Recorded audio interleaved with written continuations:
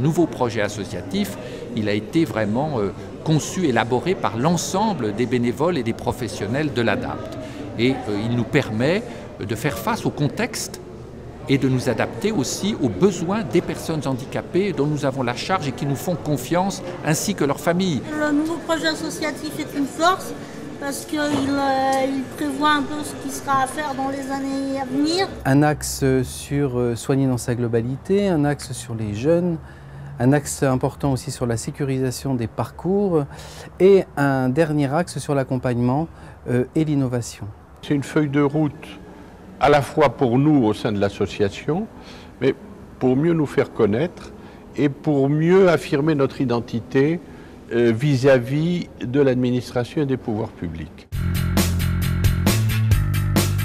Soigner à l'ADAPT, c'est une pratique d'équipe autour de la personne, prise dans toutes ses dimensions, dans sa globalité. Il est essentiel de développer la médecine associative, car la médecine associative, c'est une médecine qui accompagne la personne dans tout son parcours. La nécessité d'avoir une vision globale et d'avoir une action sur tous les domaines de la vie, elle est très pragmatique et c'est une lucidité qu'il était temps d'avoir. On prend la personne dans sa globalité pour pouvoir traiter tous les problèmes de santé qu'il peut avoir et amorcer aussi la relation avec la personne pour qu'elle accepte les soins. On le sécurise sur le plan médical, médico-social et qu'on l'aide à prendre en charge sa santé, sa maladie et qu'une fois sorti, il puisse se débrouiller avec tout ce qu'on lui a appris au sein de l'ADAPT. La scolarisation est un élément essentiel du nouveau projet associatif. Aujourd'hui, encore trop de personnes handicapées sont considérées, à juste titre du reste, comme sous-qualifiées.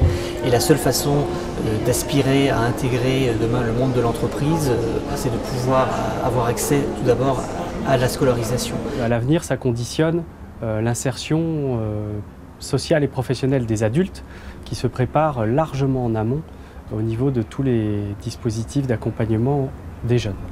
Donc un premier dispositif qui était l'action GYM, donc d'accompagnement des jeunes quand ils sont à l'IME, ça débouche sur un projet de mise en place d'un CESAD Pro qui est en attente des appels d'offres de l'ARS.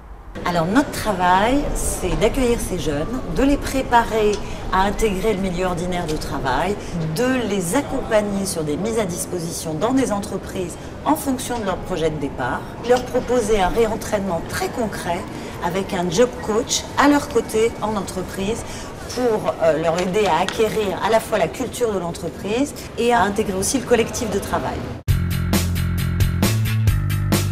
Sécuriser les parcours, c'est important parce que les personnes en fait, doivent pouvoir retrouver un étayage nécessaire pour pouvoir retrouver leur place dans la société.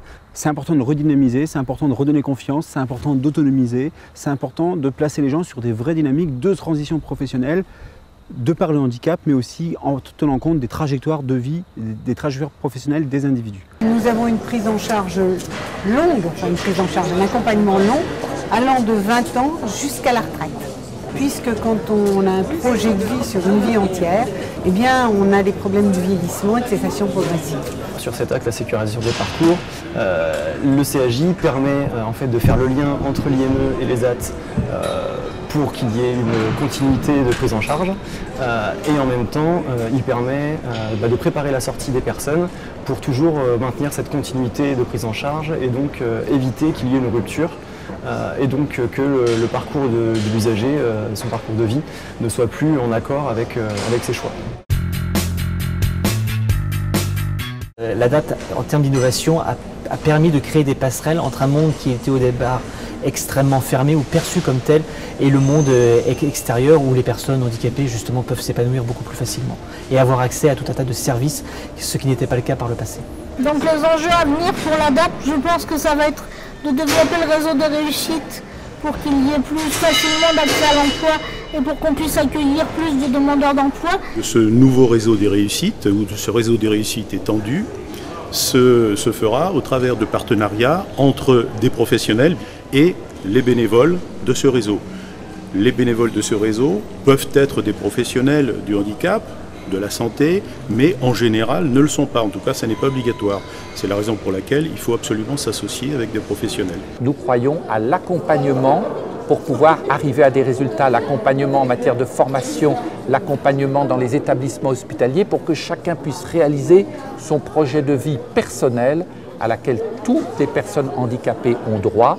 Et il faut là une solidarité et un regard nouveau de la société sur le handicap. C'est en route, l'ADAPT y contribue très fortement, elle continuera cette mission. Vivre ensemble égaux et différents, ça évoque l'acceptation. C'est prendre en compte la différence de l'autre. C'est du travailler ensemble, c'est du construire ensemble. C'est travailler avec des gens qui ne sont pas semblables, qui ne sont pas les clones d'eux-mêmes. Vivre avec des clones n'a absolument aucun intérêt, ou alors on crée un monde complètement déshumanisé. Nous voulons assumer le fait que toutes les personnes qui traversent ces épreuves-là puissent vivre ensemble avec cette différence et en égalité des chances et des possibilités. Oui à la différence et non à l'indifférence.